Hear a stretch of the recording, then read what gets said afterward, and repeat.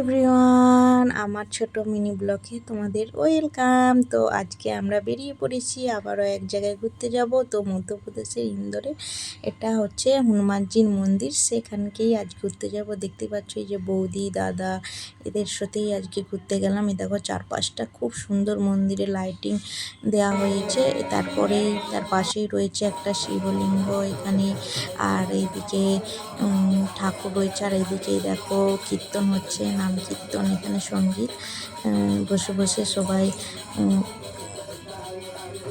গান করছে। তারপরে চারপাশটাই দেখো খুবই সুন্দর, মন্দির একবারে পরিষ্কার পরিচ্ছন্ন করে চারপাশটা এত সুন্দর। আর হনুমানজির মন্দিরটা তোমাদের দেখানো হয়নি, ভালোভাবে একদিন দেখাবো অন্য কোনোদিন। আর এদিকে দেখো রাম লেখা রয়েছে, লেখা রয়েছে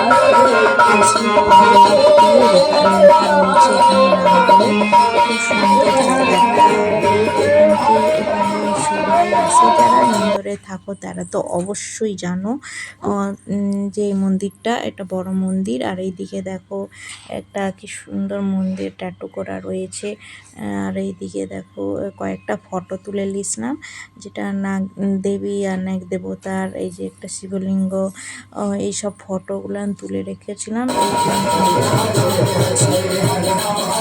মন্দিরটা তোমাদের সাথে দেখাচ্ছি। আর ভালো লাগলে একটা লাইক কমেন্ট শেয়ার করে দিও। আর আমার ছোট কেমন লাগলো আর নেক্সট ভিডিওতে আবার তোমার সাথে দেখা